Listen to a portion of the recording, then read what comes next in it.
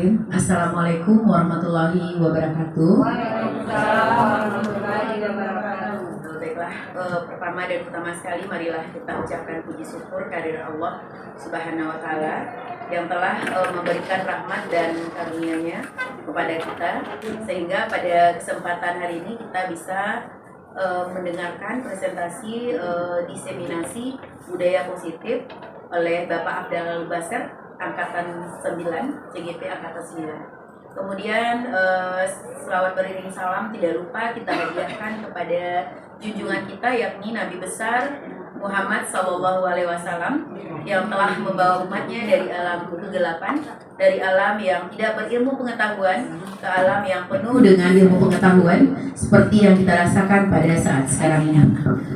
Baiklah Bapak Ibu semuanya, untuk bersingkat waktu kita persilakan saja Bapak Afdal Basser mempresentasikan diseminasi budaya positif di kelas dan di sekolah.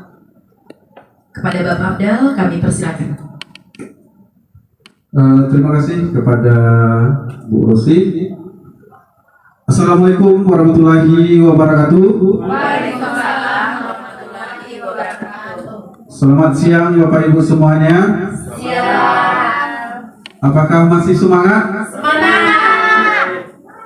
Agak kurang semangat sepertinya. Semangat Bapak Ibu. Semangat. Sebelum kita mulai kegiatan kita pada siang hari ini, dimohonkan kepada Bapak Ibu untuk berdiri terlebih dahulu. Oke. Kita ada ice breaking sedikit. Yang pertama, silakan digoyangkan badannya ke kiri atau ke kanan.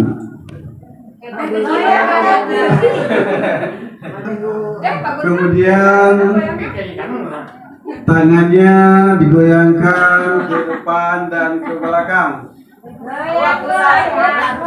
Dan ke belakang. Oke, mantap. Mantap Ibu, kita berikan tepuk tangan yang meriah untuk kita bersama. Kemudian kita lanjutkan dengan tepuk semangat. Tepuk semangat.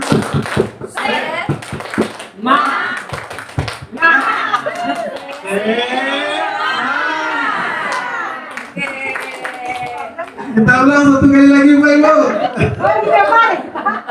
Tepuk semangat.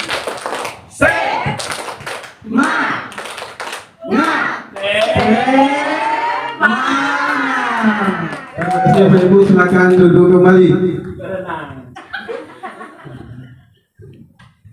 Puji syukur kita sampaikan kepada Allah Subhanahu wa taala karena sampai hari ini kita masih diberi kesehatan, kesempatan, kekuatan untuk melaksanakan aktivitas kita. Mudah-mudahan aktivitas yang kita jalankan selalu diridhai oleh Allah Subhanahu wa taala dannya. Salawat dan salam tidak lupa kita sampaikan kepada Nabi besar kita Nabi Muhammad SAW yang telah membawa kita dari alam jahiliyah kepada alam yang penuh ilmu pengetahuan seperti saat sekarang ini. Yang sama-sama kita hormati Bapak Ibu unsur pimpinan, Bapak Ibu majelis guru, dan juga Bapak Ibu guru muda yang sudah meluangkan waktu untuk kegiatan kita pada siang hari ini. Sebelumnya kami mohon maaf terlebih dahulu. Kami tampil di depan itu bukan sebagai guru. Kami tampil di depan hanya berbagi informasi dan berbagi pengalaman kepada Bapak Ibu semuanya. Jadi kalau seandainya ada penyampaian yang kurang tepat, ada penyampaian yang kurang berkenan, kami mohon maaf terlebih dahulu. Ya, bisa dipahami Bapak Ibu semuanya. Kemudian sebelum kita mulai, kami memperkenalkan diri terlebih dahulu. Nama Afdal Basser, calon guru penggerak Angkatan 9 dari SMA Negeri 2 Solo, Sumatera Barat.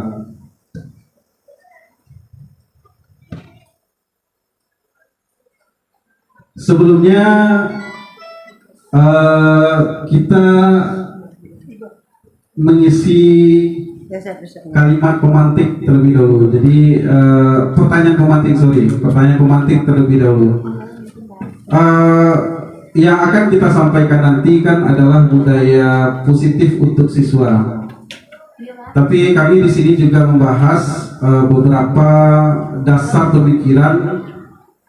Jangan orientasinya hanya kepada siswa saja, tapi guru juga harus paham pekerjaan guru itu sendiri. Jadi itu yang akan kami sampaikan nanti. Jadi sebelum kita mulai untuk materi, di sini ada dua pertanyaan. Kita memimpikan murid seperti apa di masa depan, dan kita juga berharap guru itu seperti apa di masa sekarang.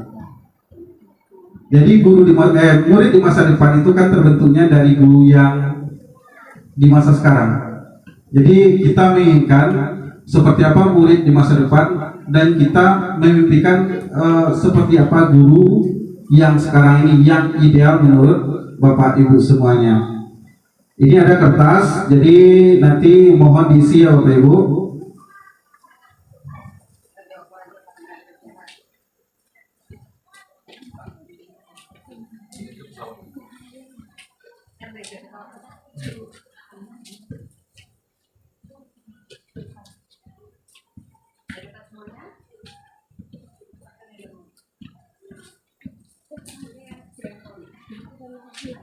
Sudah dapat semuanya Bapak Ibu. Jadi tolong Bapak Ibu tulis pada kertas tersebut ingin siswanya seperti apa di masa yang akan datang, dan ingin gurunya seperti apa yang ideal menurut Bapak Ibu yang sekarang ini.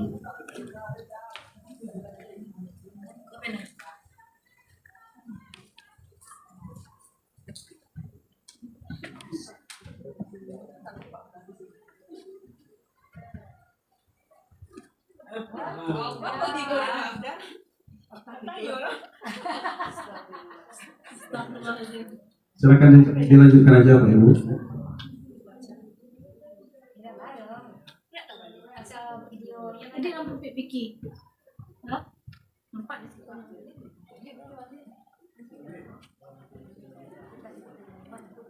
Diulang lagi ya Bapak Ibu. Pertanyaan yang pertama, kita memimpikan murid seperti apa di masa depan.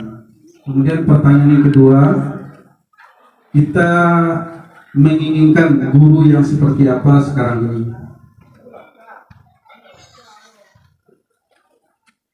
Apakah guru killer, guru yang berwibawa, guru yang disiplin?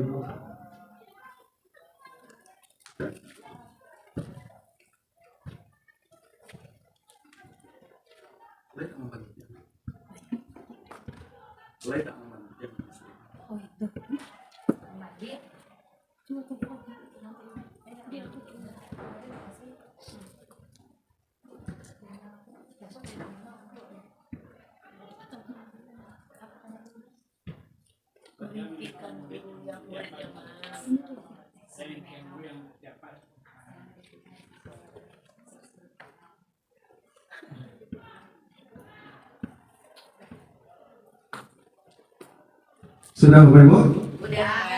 Sudah. Kita coba dengarkan yang pertama terlebih dahulu dari Bu Rosi.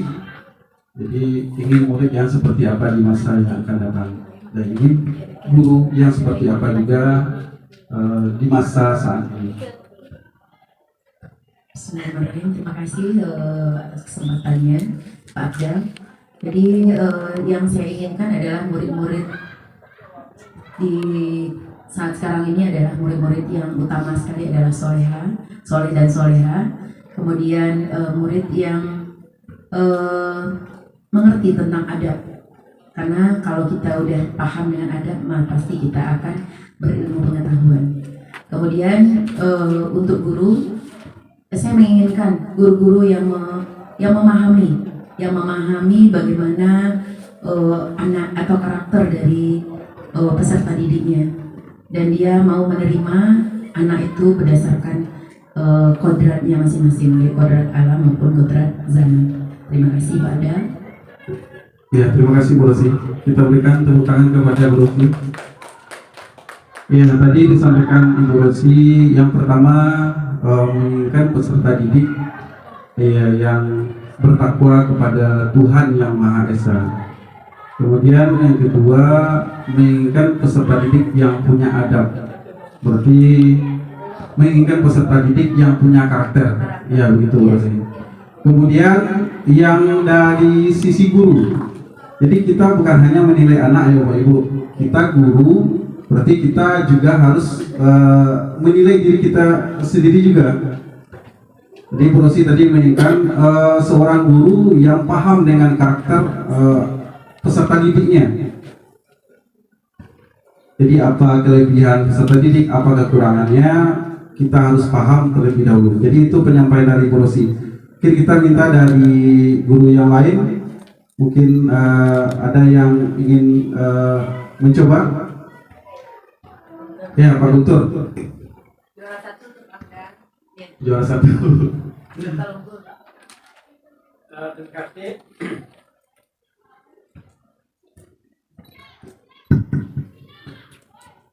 Terima kasih atas waktu yang diberikan. Di sini saya menimpikan murid yang kreatif, inovatif, dan berakhlak mulia. Kenapa ujung-ujungnya berakhlak mulia? Karena kalau murid kita itu sudah berakhlak mulia, maka semua hal-hal yang positif pasti akan dia miliki. Seperti sopan santun, adab, tata tertib, etika, dan segala macamnya. Jadi intinya adalah bagaimana kita menimpikan murid yang berakhlak mulia. Yang kedua, saya menimpikan guru yang sekarang itu adalah guru yang bisa membantu muridnya untuk mencapai tujuan hidupnya. Jadi kalau tadi kita baca dari filosofi KHD, kita harus menuntun murid untuk bisa mencapai tujuan hidupnya. Jadi saya ingin guru sekarang ini mau membantu muridnya untuk mencapai tujuan hidupnya. Ya, luar biasa jawaban dari Pak Guntur. Silakan berikan tepuk tangan. Ya, tadi Pak Guntur menyampaikan harapannya untuk murid di masa depan. Yang pertama kreatif dan juga berakhlak mulia. Jadi kalau kata Pak Guntur, kalau seandainya sudah punya berakhlak mulia, otomatis yang lainnya akan mengikuti. Apakah itu prestasi, apa itu sikap, dan seterusnya. Kemudian dari sisi guru, Pak Guntur menyampaikan ingin guru yang bisa dan paham apa tujuan muridnya, sehingga tujuan murid tersebut bisa dicapai di masa yang akan datang. Ya, kita minta satu lagi lah jawaban dari Bapak Ibu Guru. Siapa yang bisa menambahkan?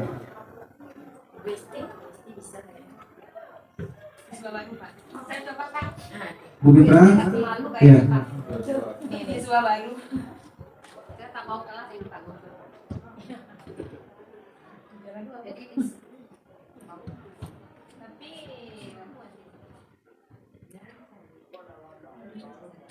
Jadi baiklah, dari di sini saya memimpikan menjadi guru seperti apa. Saya ingin menjadi guru yang menjadi contoh teladan bagi murid saya ke depannya. Guru yang selalu dirindukan oleh murid dan guru yang bisa menginspirasi murid ataupun rekam sejawat baru. Ya, terima kasih kepada Bu Mitra. Berikan aplaus lagi kepada Bu Mitra, luar biasa. Jadi intinya Bu Mitra menyampaikan bahwasanya ingin menjadi guru yang menginspirasi siswanya, dirindukan oleh siswanya, kemudian menjadi contoh tauladan oleh siswanya. Jadi untuk sekarang ini, ya kalau kita berbagi informasi, kami dari guru penggerak itu ada istilahnya tergerak, bergerak, dan menggerakkan. Jadi dari ilmu yang kami dapatkan dari guru penggerak itu ilmunya pun belum seberapa. Untuk aksi nyatanya, ya implementasinya adalah hal seperti ini, menyebarkan kepada teman-teman sejawat. Tujuannya apa? Agar visi kita menjadi sama. Karena kita berasal dari berbagai universitas, berbagai latar belakang. Jadi untuk sama-sama mencapai tujuan, kalau bisa jalannya pun harus sama, kan seperti itu. Kemudian dari pertanyaan pemantik tadi, orientasinya adalah kita sebagai guru berarti kita harus paham konsep peserta didik itu terlebih dahulu. Jadi sebelum kita bahas tentang budaya positif itu seperti apa, kita sebagai guru harus paham konsep guru itu seperti apa terlebih dahulu. Karena kita memakai kurikulum Merdeka, jadi kita menggunakan filosofi Ki Hajar Dewantara. Jadi harus sama-sama kita pahami filosofi dari Ki Hajar Dewantara tersebut. Jadi menurut Ki Hajar Dewantara, pendidikan itu adalah menuntun segala kodrat yang ada pada anak-anak agar bisa mencapai keselamatan dan kebahagiaan yang setinggi-tingginya baik sebagai manusia maupun sebagai anggota masyarakat. Jadi tujuan pendidikan itu secara garis besar adalah untuk mencapai kebahagiaan. Jadi di masa depan nanti anak-anak kita diharapkan mencapai kebahagiaan dan juga bisa diterima oleh masyarakat. Jadi itu yang harus kita lakukan dan kita lakukannya hari ini. Kemudian dari dasar pendidikan tadi, ini ada hal yang perlu kita pahami bersama, bahwasanya setiap anak itu punya potensial genetik. Jadi anak itu punya potensial genetik sebanyak 20%. Potensial genetik ini maksudnya lawan dari teori tabula rasa. Kalau teori tabula rasa, anak dilahirkan itu seperti kertas putih. Alunan tuh yang mencoretnya, belum ada yang mencoretnya, kan seperti itu. Tetapi menurut Ki Hajar Dewantara, anak itu lahir bukan seperti kertas putih lagi, tapi sudah ada 20% karakteristik anak di dalamnya. Ada 20% kelebihan anak. Jadi kelebihan anak ini, kalau seandainya gurunya paham dengan karakter anak ini, kelebihan yang 20% tadi nanti bisa mencapai 40%, 60%, dan 80%. Jadi untuk pendidikan Indonesia itu yang belum ditemukan. Jadi masing-masing anak punya potensinya masing-masing, pasti. Cuman kita kadang-kadang sebagai guru masih salah kaprah atau masih salah melihat kelebihan anak itu sendiri. Misalnya masih banyak guru yang memaksakan kehendak guru itu sendiri. Misalnya anaknya kita anggap seperti ikan misalnya. Kemampuan anak ini adalah berenang, sementara anak ini disuruh memanjat, dia tidak bisa. Kan seperti itu. Jadi kita sebagai guru, makanya kami buat tadi kalimat pemantik seperti itu. Jadi guru itu seperti apa harapannya? Ilmu guru yang memahami karakter anak itu sendiri, memahami kelebihan anak itu sendiri. Jadi kalau saya ada 36 anak, berarti kita harus memahami ke 36 anak itu. Makanya ada istilahnya pembelajaran berdiferensiasi. Jadi biasanya kalau kita sebagai guru, ini bukan Bapak Ibu saja, kami sendiri juga seperti itu. Buat bahan ajar satu tapi untuk semua. Kadang 10 lokal satu bahan ajar ya. Tanpa kita melihat karakter anak itu seperti apa.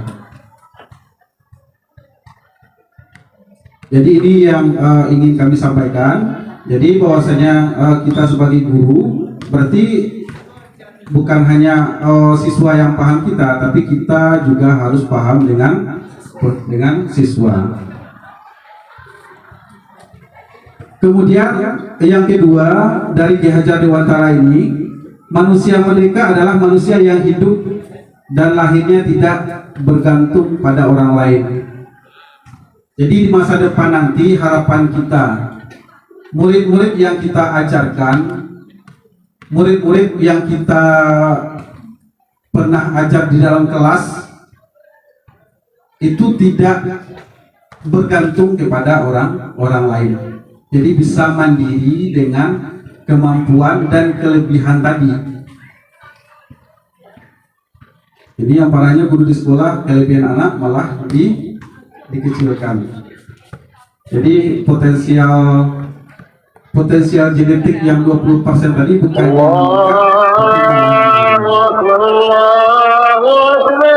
contohnya misalnya anak yang hobi olahraga tapi tidak pernah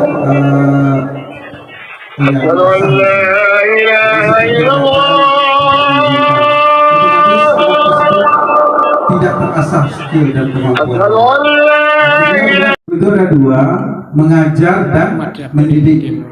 Kalau mengajar itu sifatnya hanya untuk transfer ilmu, seperti khutbah Jumat, paham tidak paham orang yang di belakang itu, khutbah tetap lanjut. Kita sebagai guru tidak bisa seperti itu. Jadi konsepnya selain dari mengajar juga mendidik. Mendidik di sini bukan hanya mengisi kepala, tapi juga mengisi hati peserta didik kita. Jadi ini konsep pendidikan yang disampaikan oleh Bapak Ki Hajar Dewantara. Kemudian selanjutnya, menurut Ki Hajar Dewantara, mendidik dan mengajar adalah proses memanusiakan manusia. Jadi prosesnya memanusiakan manusia ya Bapak Ibu, kita guru memanusiakan manusia. Jangan pula kita baru anak sampai di sekolah, misalnya ada nama binatangnya misalnya. Itu sudah tidak sesuai lagi dengan prinsip pendidikan yang disampaikan oleh Ki Hajar Dewantara. Apakah ada guru yang seperti itu? Ada. Jadi kadang-kadang masih menggunakan kata-kata yang kurang bagus. Kemudian lagi memerdekakan manusia dan segala aspek kehidupan baik secara fisik, mental, jasmani dan rohani sesuai dengan kodrat alam dan kodrat zaman. Jadi kodrat alam di sini maksudnya Bapak Ibu, awak mendidik anak-anak kita menurut sesuai dengan kodrat alam dan kodrat zamannya. Maksudnya seperti ini. Untuk kodrat alam, kita harus tahu di mana posisi anak-anak kita tinggal, lingkungan sekitarnya seperti apa, orang tuanya seperti apa, kondisi rumahnya seperti apa, itu harus kita tahu. Jadi pada teori pendidikan itu mengatakan faktor lingkungan itu ya sangat mempengaruhi karakter seseorang. Jadi makanya kita harus paham di mana tempat tinggalnya, dengan siapa anak yang bergaul. Itu untuk mengatakan bahwa kita harus paham dengan peserta didik. Ya, alam anak-anak kita, maksudnya kodrat alamnya seperti itu. Kemudian yang kedua, ada kodrat zaman. Untuk kodrat zaman, kita mengajarkan peserta didik, jangan diceritakan kita waktu masih SD dulu berjuang kita seperti apa, tidak punya listrik, berjalan ke sekolah, uang belanja 200 rupiah, nggak nyambung sama anak-anak sekarang. Jadi yang diceritakan hal-hal yang realistis tentang kondisi saat ini. Jadi kalau kita ceritakan kisah tahun 60 paham anak-anak murid itu, otomatis tidak paham. Makanya kita mengajarkan siswa itu sesuai dengan kodrat alam tadi, lingkungannya yang membentuk karakternya, kemudian kodrat zaman. Kalau sekarang zamannya teknologi, berarti kita harus coba juga menggunakan teknologi. Tidak ada alasan untuk tidak menggunakan teknologi tadi. Nah, jadi itu konsep dasar kita sebagai guru. Kemudian juga untuk dasar pendidikan dari Ki Hajar Dewantara ada ing arso suntulodo. Guru itu harus jadi suri tauladan oleh siswa, harus jadi contoh. Baik itu berbicara, baik itu bersikap, bertingkah laku. Ya, dalam pendidikan otomatis kita yang harus contoh oleh murid-murid kita. Kemudian yang kedua ada ing madyo mangunkarso, yang di tengah memberikan semangat atau ide yang mendukung. Jadi awak harus memberikan semangat kepada anak-anak kita. Kemudian Tugu Handayani yang di belakang memberikan motivasi. Jadi kita harus selalu memberikan motivasi. Jadi contoh, memberi semangat dan juga memberikan motivasi.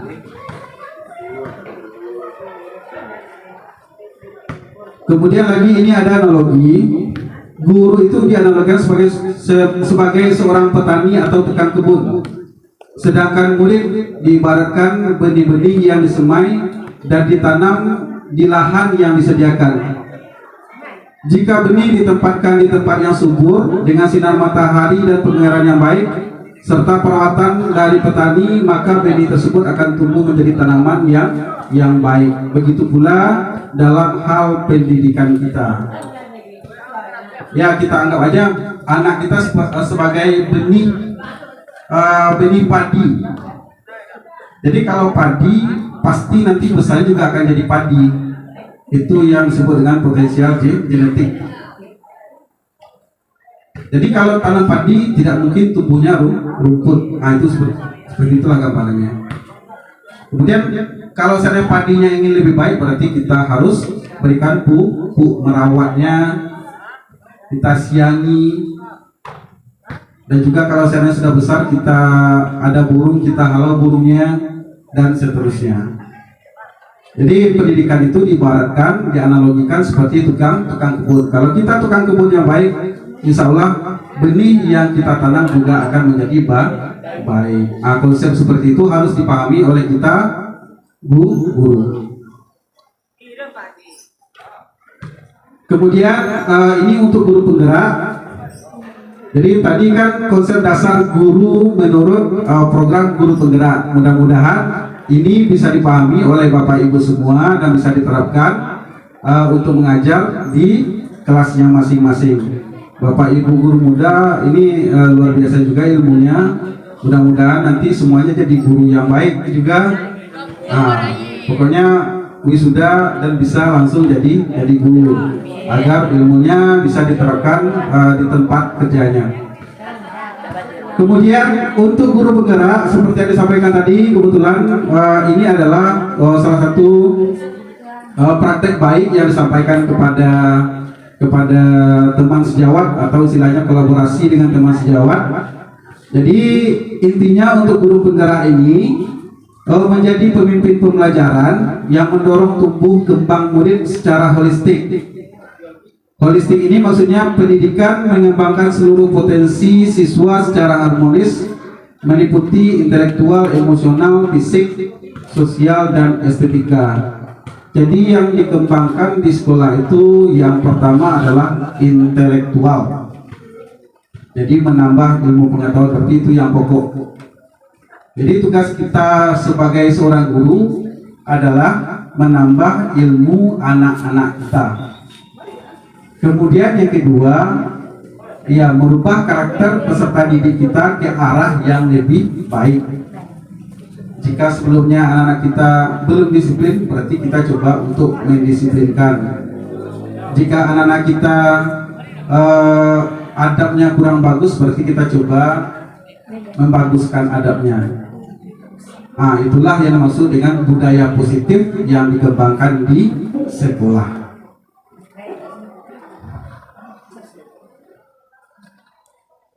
Ya, kemudian ada nilai dan peran guru penggerak.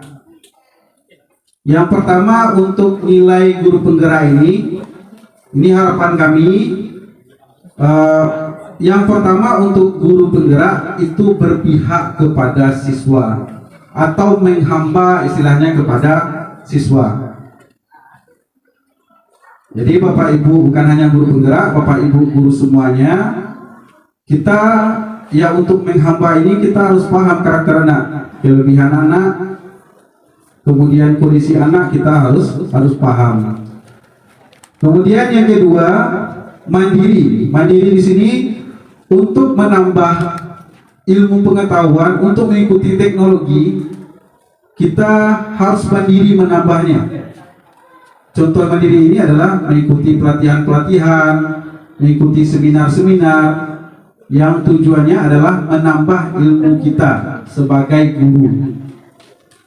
Kemudian yang ketiga itu adalah reflektif.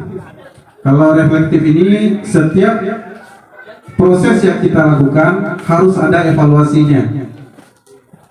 Apa yang menjadi kekurangan itu yang ditutupi. Tujuannya apa? Untuk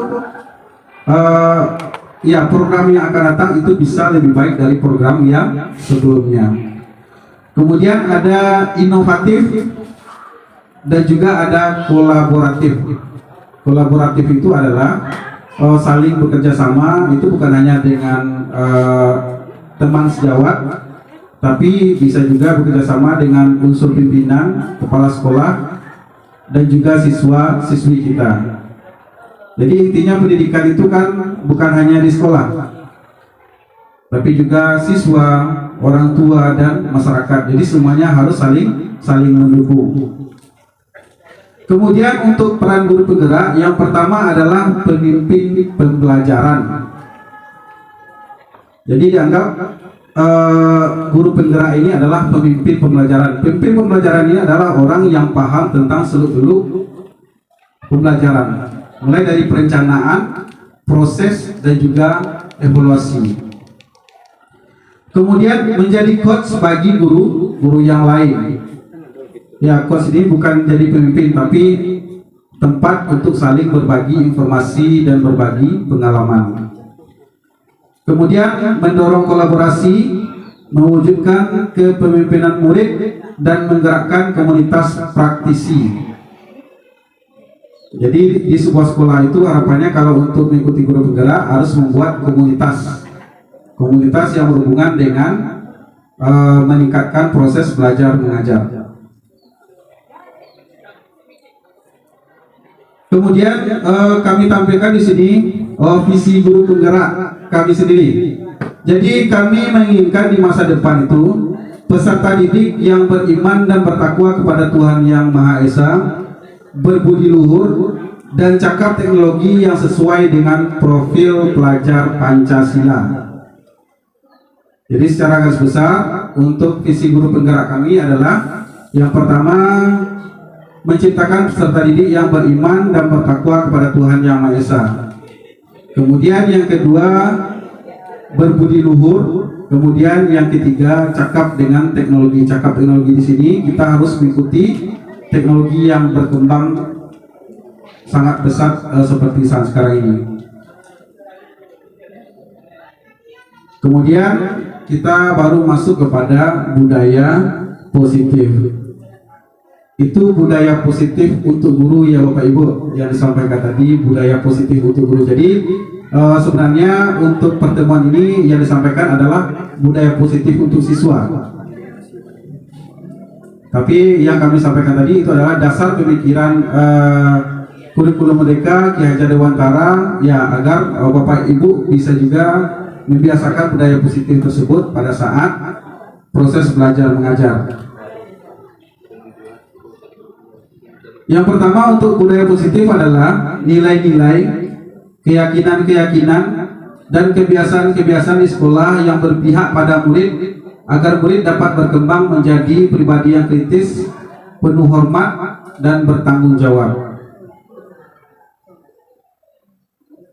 Jadi itu gambaran dari budaya positif. Jadi kebiasaan-kebiasaan yang dilakukan oleh siswa yang tujuannya adalah untuk meningkatkan adab dan perilaku siswa tersebut. Meningkatkan di sini adalah meningkatkan ke arah yang lebih baik. Jadi budaya positif yang bisa kita pakai misalnya ada disiplin misalnya. Ya, disiplin positif. Kemudian apa lagi Pak Ibu? Selain dari disiplin.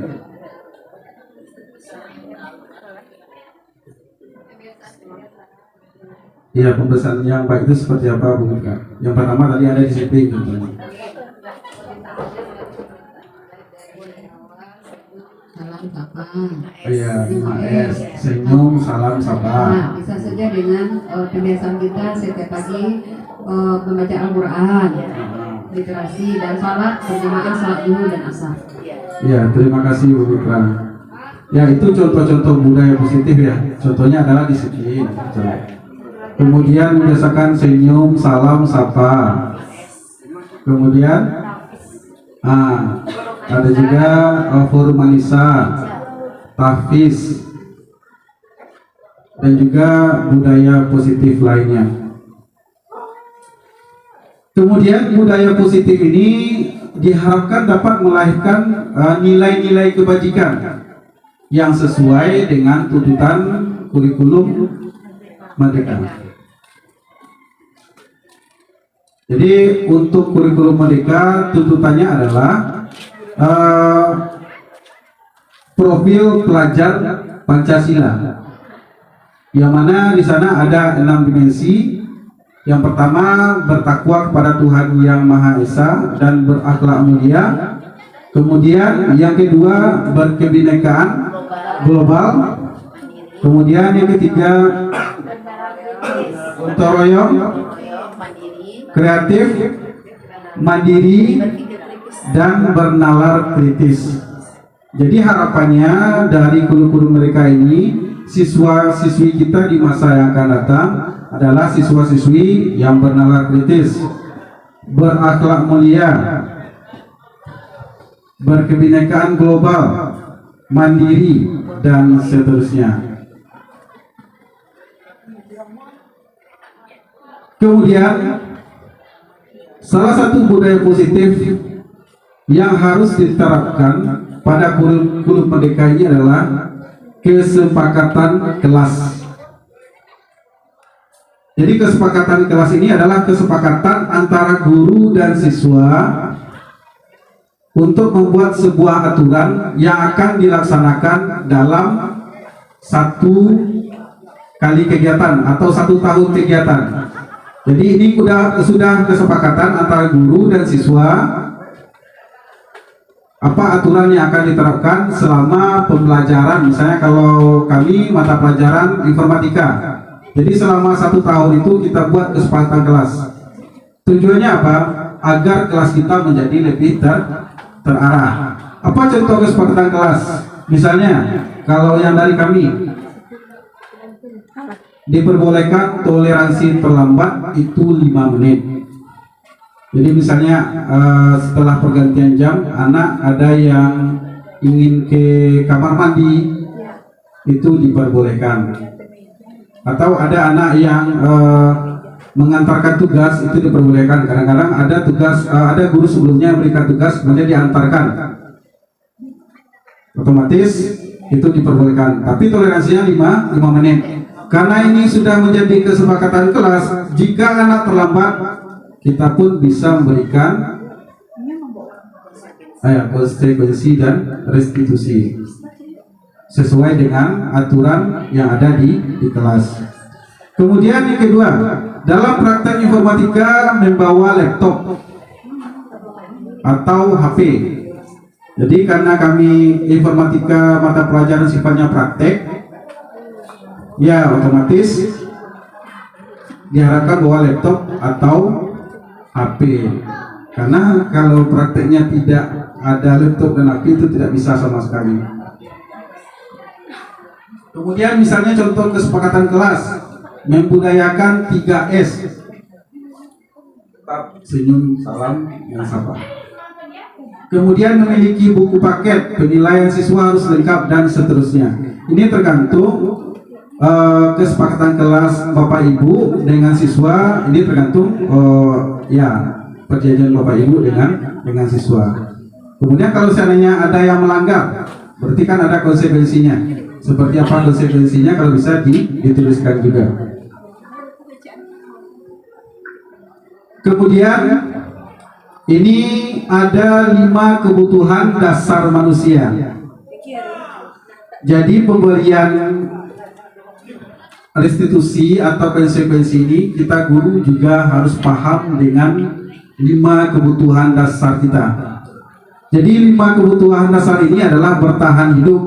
Ini contohnya. Kita ada kejadian, ada siswa kita yang terlambat ke sekolah, atau ada siswa kita yang tidak masuk sekolah. Tetapi anak ini tidak masuk ke sekolah, orang tuanya bercerai keduanya. Anak ini hidup sendiri. Jadi untuk hidupnya, untuk bertahan hidup, anak ini misalnya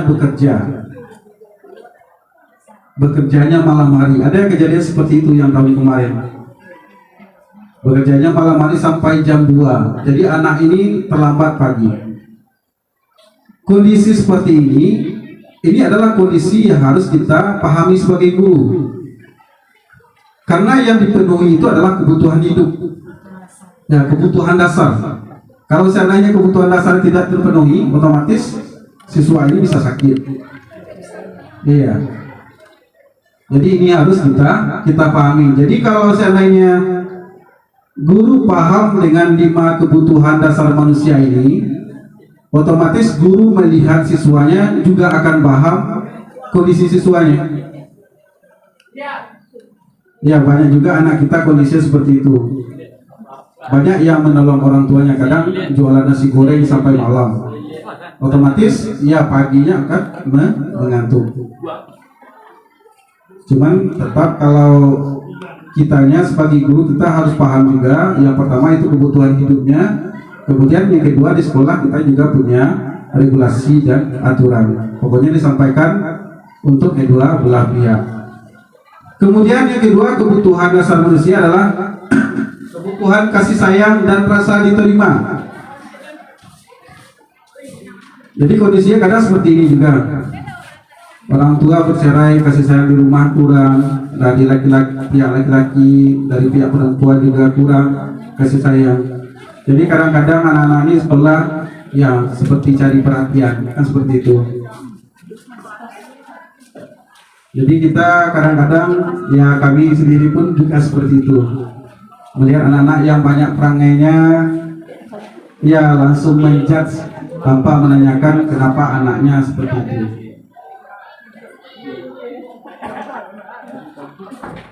Kemudian kebutuhan dasar manusia selanjutnya yaitu kebebasan. Kebutuhan untuk bebas adalah kebutuhan akan kemandirian, otonomi, memiliki pilihan dan mampu mengendalikan arah hidup seseorang.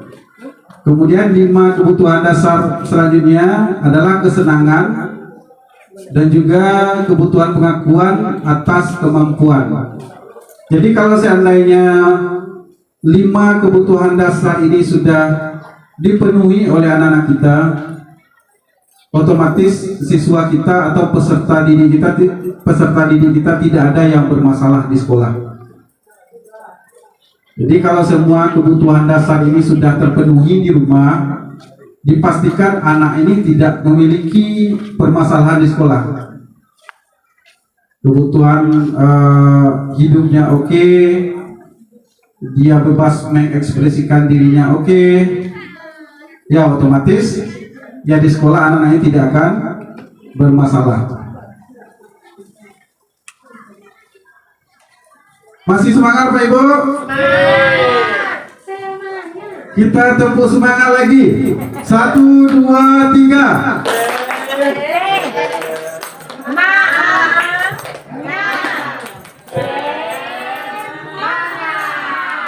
Ya, belum kompak Bapak Ibu. Kita ulang sekali lagi. Tepuk semangat. Semangat.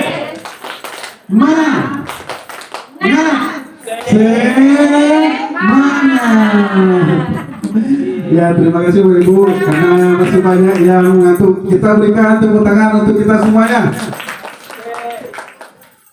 Kemudian untuk selanjutnya ada 5 posisi kontrol guru. Jadi untuk 5 posisi kontrol guru ini karena lampunya mati ya Bapak Ibu, tidak bisa ditampilkan. Masih mati Bu ini?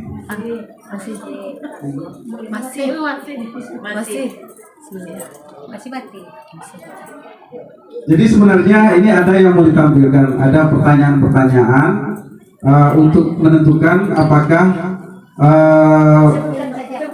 Bapak Ibu posisi kontrol seperti apa. Yang pertama, kalimatnya seperti ini. Patuhi aturan saya atau awas. Atau awas, kamu selalu saja salah. Selalu, pasti selalu yang terakhir selesai. Jadi kalimatnya seperti itu. Jadi untuk 5 posisi kontrol untuk guru, ada yang posisinya penghukum, teman, pembuat rasa bersalah, pemantau, dan manajer. Kita jelaskan dulu ya Bapak Ibu, apa itu posisi penghukum. Yang pertama, untuk 5 posisi kontrol yang pertama itu penghukum. Untuk penghukum itu menggunakan hukum fisik maupun verbal. Jadi hukumnya fisik maupun verbal. Kemudian guru seperti itu senantiasa percaya hanya ada satu cara agar pembelajaran berhasil, yaitu cara dia. Dan hukumannya itu biasanya berbeda antara materi pelajaran yang diajarkan dengan hukuman yang diberikan. Materi ajarnya matematika, yang hukumnya push up, tidak ada hubungan. Itu berarti sifatnya adalah penghukum. Ya, saya sendiri juga seperti itu. Dulu ya. Sekarang masih, tapi mulai berubah sedikit. Kemudian yang kedua, guru yang pembuat rasa bersalah. Biasanya guru bersuara lebih lembut. Kemudian pembuat rasa bersalah akan menggunakan keheningan yang membuat orang lain merasa tidak nyaman. Jadi kata-katanya membuat orang lain tidak nyaman, misalnya seperti ini. Apakah anak-anak kami tahu konsekuensinya kalau seandainya anak kami melakukan hal seperti itu? Bapak akan dimarahi oleh kepala sekolah. Misalnya seperti itu. Atau Bapak akan dimarahi oleh atasan Bapak. Jadi jangan kerjakan hal seperti itu. Ini guru-guru muda sering seperti ini informasinya. Ini yang sedikit kita, ya, yang sedikit kita rubah, ya. Kalian yang emosi lagi nilai Mbak AA. Ini seperti ini. Dia bicaranya lembut, cuman maknanya keras. Ini maksudnya adalah pembuat rasa bersalah. Kemudian posisi kontrol yang ketiga adalah sebagai teman. Guru tidak menyakiti murid, namun akan tetap berupaya mengontrol murid melalui persuasi. Jadi biasanya kata-katanya tetap mengintimidasi siswa, biasanya seperti itu. Ya, kita dekat dengan teman, tapi kadang dekat dengan teman tadi untuk mengintimidasi siswa. Kemudian ada pemantau. Seorang pemantau akan mengandalkan perhitungan. Biasanya kalau untuk pemantau ini dasar, ya aturan, lebih orientasinya ke aturan. Kalau merokok, bobotnya berapa? Mau cabut berapa bobotnya? Akan seperti itu. Itu kontrol gurunya pada posisi pemantau. Kemudian yang terbaik adalah manajer, posisi di mana guru berbuat sesuatu bersama murid dan mempertanggungjawabkan perilakunya. Jadi kesalahan siswa kita terima, maksudnya kita terima dan kita berikan masukan, dan masukan ini menyadarkan siswa akan kesalahan siswa tadi. Jadi untuk yang akan datang berarti siswanya merubah sikap tersebut ke arah yang lebih baik. Ya, untuk posisi kontrol yang tadi. Jadi ini ada semacam kalimat dari siswa ya atau dari guru. Peraturannya apa? Apa yang telah kamu lakukan? Sanksi atau konsekuensinya apa? Itu kontrol guru sebagai apa? Peraturannya apa? Oh, peraturan pemantau. Pemantau. Jadi posisi kontrolnya adalah sebagai pemantau, karena untuk pemantau itu orientasinya adalah aturan yang sudah ada di sekolah. Kemudian yang kedua contoh seperti ini. Patuhi aturan saya atau awas kamu dikeluarkan. Nah, itu sebagai penghukum. Biasanya hukumannya ada fisik dan ada verbal. Jadi kata-kata yang dikeluarkan adalah kata-kata yang keras dan juga fisiknya juga memberikan hukuman fisik. Kemudian ada kalimat seperti ini. Ayo anak, bantulah demi bapak ya. Membuat kesalahan. Bapak? Membuat kesalahan. Ayo, ingat tidak bantuan bapak selama ini? Sebagai teman. Jadi kita dekat dengan siswa tapi ada intimidasi kepada siswa tadi. Jadi kontrolnya sebagai teman. Kemudian ibu sangat kecewa sekali dengan kamu. Berapa kali bapak harus memberitahu kamu ya? Gimana coba kalau orang tua kamu tahu kamu berbuat begini? Membuat rasa bersalah. Jadi siswa yang kita marahi merasa bersalah atas kata-kata yang kita sampaikan. Kemudian untuk selanjutnya, apa yang kita yakini, kembali ke keyakinan kelas ya. Ini adalah kontrol guru sebagai manajer. Jadi harapannya dengan pembelajaran ini Bapak Ibu bisa menerapkannya di kelas masing-masing dan menggunakan kontrol guru sebagai manajer atas kesalahan yang dilakukan oleh siswa. Ini sebenarnya ada videonya ya Bapak Ibu, cuman Listrik masih mati, Pak. masih mati Bapak Ibu. Iya. Nah, di sini ada penjelasan untuk 5 posisi kontrol.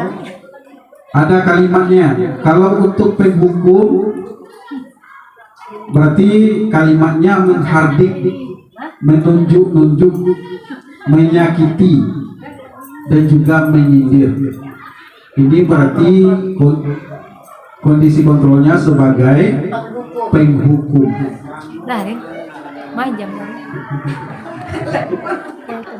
Kemudian untuk rasa bersalah, berceramah dan mengatakan ibu kecewa sama kamu, seharusnya kamu tidak seperti itu. Nah, itu kalimat yang biasanya posisi kontrolnya sebagai pembuat rasa bersalah. Ibu dimarahi oleh kepala sekolah atau ibu dimarahi oleh guru pamong ibu. Kemudian untuk selanjutnya, sebagai teman, ayolah lakukan demi ibu nak. Masa kamu tidak mau atau tidak ingat, tidak pernah ibu bantu, misal seperti itu. Iya, pokoknya ada jasa yang harus diingat oleh peserta didik. Kemudian pemantau di sini orientasinya adalah aturan yang sudah ada di sekolah itu sendiri. Kemudian kalau untuk 5 kontrol untuk manajernya itu berarti mengajukan pertanyaan-pertanyaan dan menggali informasi dari siswa dengan baik.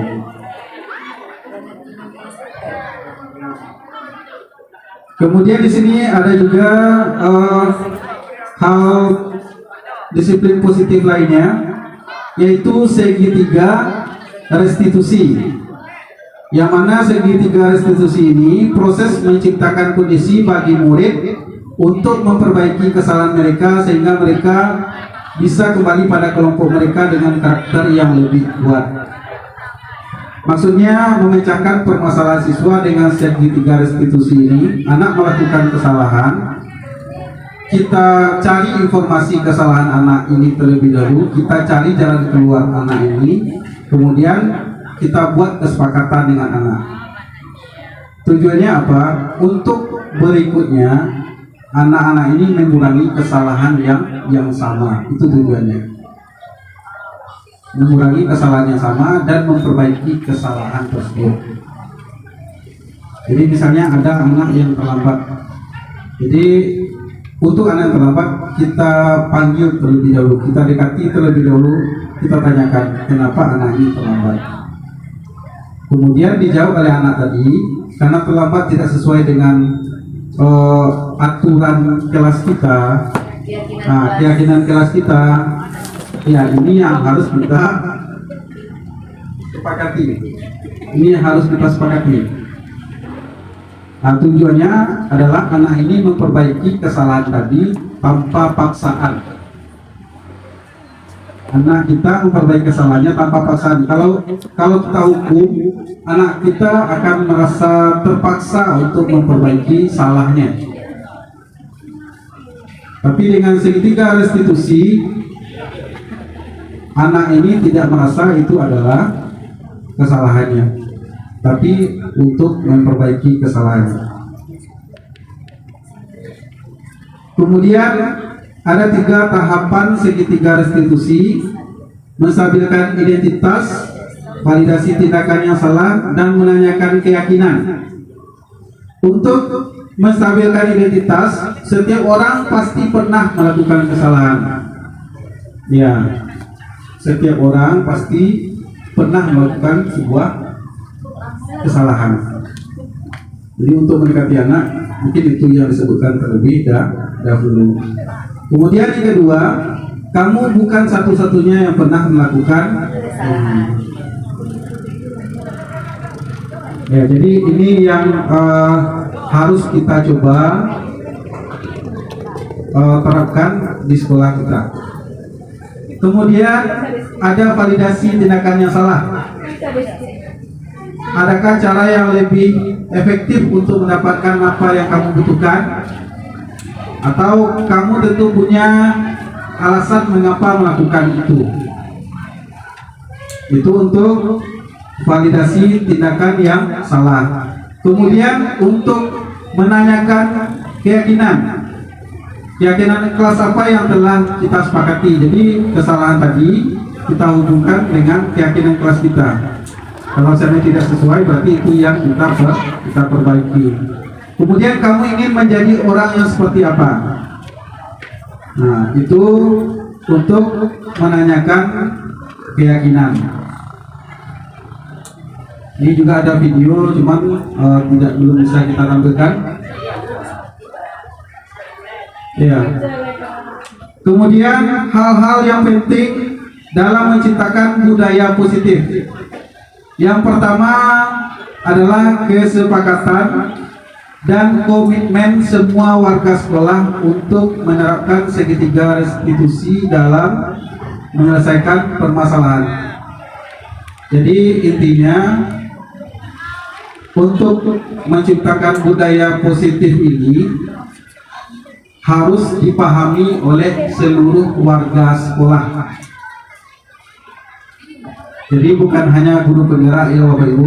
Jadi seluruh warga sekolah harus memahami hal ini. Ya, tujuannya apa? Agar sama-sama bisa kita laksanakan secara maksimal. Kemudian yang kedua, kerjasama dengan semua pihak-pihak yang berkepentingan, termasuk orang tua, dan menciptakan budaya positif. Ya, jadi kalau kita di sekolah itu kita merasa kita saja sendiri. tanpa didukung oleh masyarakat, kita merasa tanpa didukung oleh pihak-pihak tertentu, orang tua. Jadi karena kita merasa sendiri, banyak juga dari kita yang kadang sudah malas, sudah jenuh untuk melakukan budaya positif ini. Jadi diharapkan untuk budaya positif ini harus ya dipahami juga oleh semua pihak, bukan hanya guru-guru di sekolah, bukan hanya siswa, tapi juga harus ada orang tua yang paham, harus ada masyarakat yang paham, harus ada instansi yang paham seperti dinas pendidikan, cabang dinas, dan seterusnya, dinas pendidikan provinsi kalau bisa. Jadi kita punya satu kesatuan dalam rangka untuk meningkatkan budaya positif di sekolah kita. Kemudian membiasakan budaya positif di sekolah dengan menciptakan lingkungan yang nyaman bagi murid. Jadi kalau seandainya budaya positif sekolah diterapkan di sekolah lah maksimal, insya Allah akan menimbulkan sekolah yang nyaman. Kalau sekolahnya nyaman, otomatis tujuan pendidikan itu akan bisa dicapai dengan baik.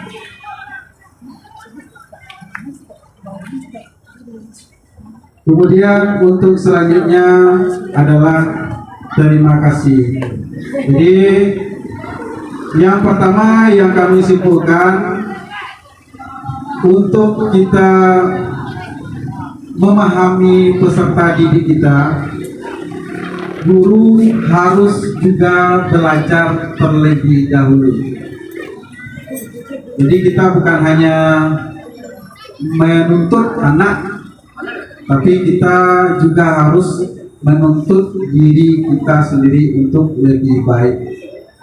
Kemudian yang kedua, budaya positif ini akan maksimal dilaksanakan di sebuah sekolah jika kita melaksanakannya secara bersama-sama.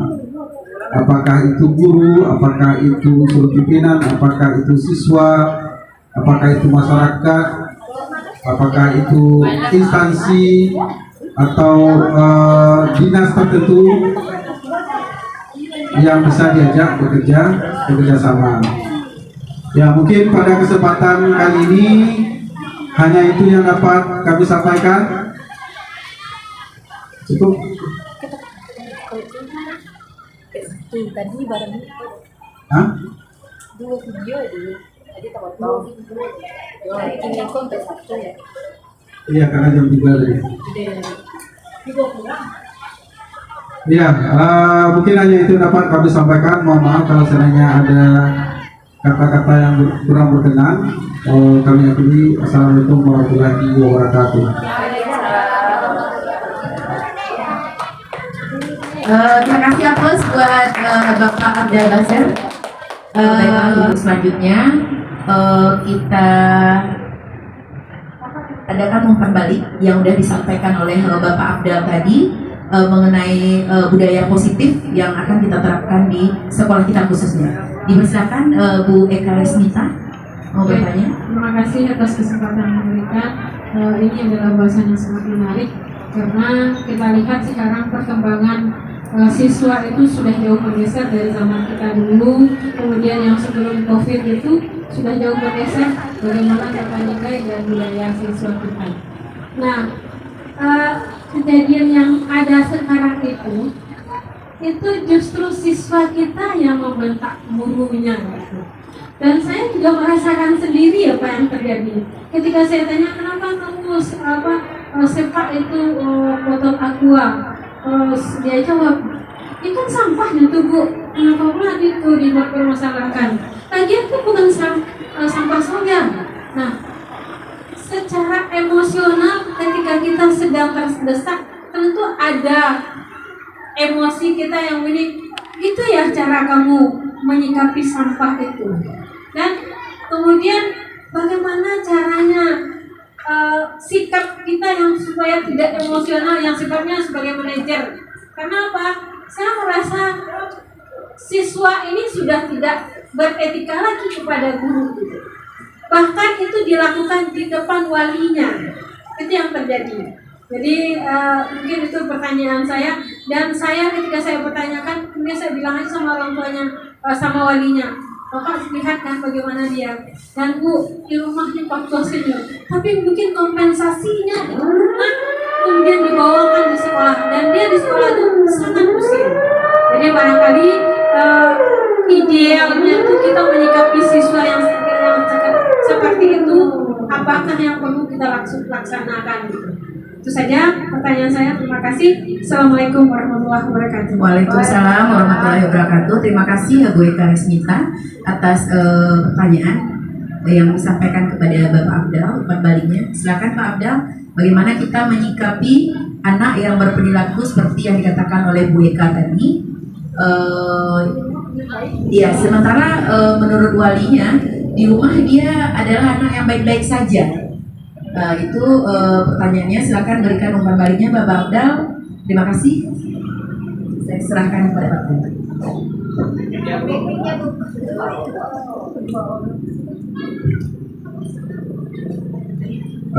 Terima kasih Bu Eka atas pertanyaannya. Pertanyaan yang lumayan berat lah kalau bagi kami. Cuman kita melihat dulu secara garis besar. Di sana yang perlu kita pahami ada 5 kebutuhan dasar peserta didik. Yang pertama ada kebutuhan hidup, kalau kami tidak salah, bertahan hidup, kasih sayang dari kalangan. tadi lupa itu. Ya. Ada 5 kebutuhan dasar manusia. Jadi bertahan hidup, kasih sayang dan rasa diterima, kebutuhan pengakuan atas kemampuan, kesenangan dan kebebasan.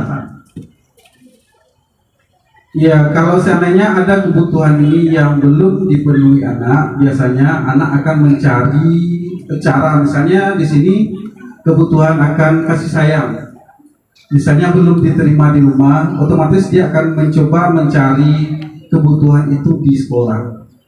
Apakah kebutuhannya kepada temannya, ya misalnya dengan melempar tadi WK. Nah, jadi kadang-kadang ya kita sebagai guru jadi serba salah juga. Kalau ini kan dalam posisi idealnya siswa itu memenuhi 5 kebutuhan dasar manusia tadi. Jadi kalau seandainya salah satu kebutuhan ini belum terpenuhi, bisa jadi anak-anak ini akan mencoba mencari cara untuk memenuhi kebutuhan itu. Apakah kebutuhannya kepada temannya atau kepada gurunya. Kemudian untuk mencari jalan keluarnya, kita bisa tetap, kalau kami tetap rekomendasikan menggunakan segitiga restitusi tadi. Yang pertama, tetap kita bertanya kepada anak tadi, kenapa melakukan hal seperti ini. Kemudian setelah kita dapatkan informasi, apakah pekerjaan tadi atau kelakuan tadi itu sesuai dengan aturan di sekolah kita. Kalau tidak sesuai, berarti buatlah kesimpulan sama anak tadi seperti apa. Nah, jadi kalau menurut kami yang pertama, berarti mungkin ada 5 kebutuhan dasar tadi yang belum terpenuhi. Kemudian kita coba untuk mencari jalan keluarnya dengan segitiga restitusi tadi. Jadi kita dekati anak, kita coba bertanya kepada anak kenapa melakukan hal itu. Kemudian silakan dihubungkan dengan peraturan yang ada di sekolah kita. Mungkin hanya itu penjelasan dari kami. Mohon maaf kalau seandainya ada kekurangan. Saya kini assalamualaikum warahmatullahi wabarakatuh. Terima kasih kepada Bapak Afdal Basir atas penjelasan yang ditanya oleh rekan kita Ibu Eka Resmita. Oke, Ibu Eka Resmita udah ya? Ya, mungkin ada sedikit testimoni dengan ada pengetahuan ini. Jadi sebagai refleksinya gitu ya.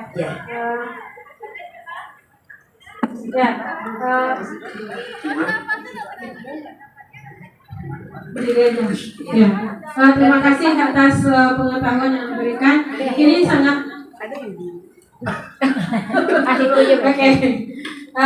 Terima kasih atas pengetahuan yang diberikan. Ini sangat berguna bagi kami. Karena apa? Kita selalu dihadapkan dengan segala permasalahan yang sekarang kita anggap itu sudah sangat rumit. Tetapi dengan belajar seperti ini, kita akan terbantu untuk menyelesaikan permasalahan-permasalahan anak kita yang insya Allah dengan bersama-sama kita dengan sekolah dan guru-guru yang lain dan kerjasama dengan siswa itu sendiri, mudah-mudahan anak-anak kita terbantu karena mereka adalah masa depan kita juga. Terima kasih. Assalamualaikum warahmatullahi wabarakatuh. Waalaikumsalam warahmatullahi wabarakatuh. Terima kasih aplaus yang meriah buat Ibu Eka. Oke, mungkin dengan berakhirnya umpan balik dari atas Pak Afdal tadi, penyampaian daripada Pak Afdal tadi, berakhir sudah kegiatan kita, diseminasi kita hari ini. Kita akhiri dengan Assalamualaikum warahmatullahi wabarakatuh. Waalaikumsalam warahmatullahi wabarakatuh.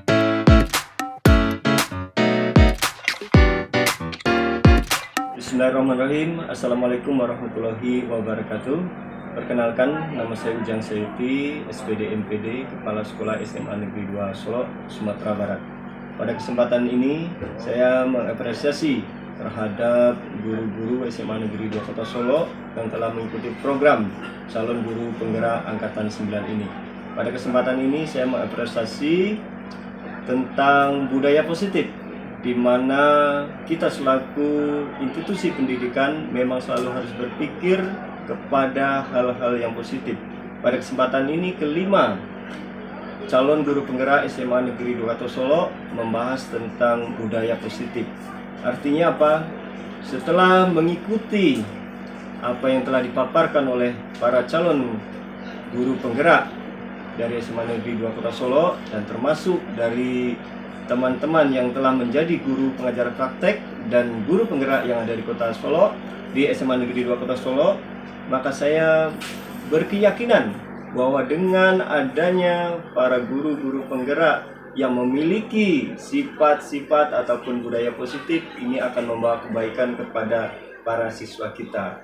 Karena dengan kita memiliki budaya positif, kita sadar bahwa murid adalah butuh ataupun perlu bantuan dari guru-guru kita. Karena pada hakikatnya kita adalah untuk memfasilitasi bahwa bagaimana para siswa kita bisa tumbuh dan berkembang sesuai dengan potensi yang mereka miliki.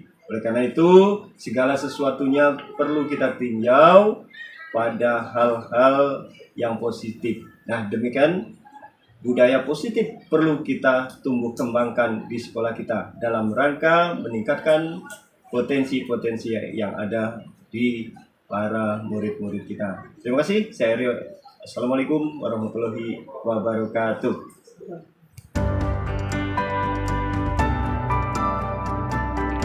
Assalamualaikum warahmatullahi wabarakatuh.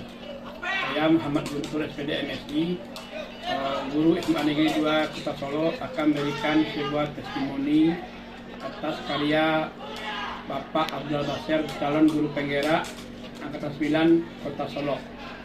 Pada pemaparan yang disampaikan oleh Pak Abdul tentang budaya positif, dari semua yang disampaikan itu semuanya buat saya menarik, tetapi ada satu hal yang menurut saya yang paling penting adalah posisi kontrol seorang guru. Selama ini saya selalu berposisi sebagai penghukum atau pembuat rasa bersalah.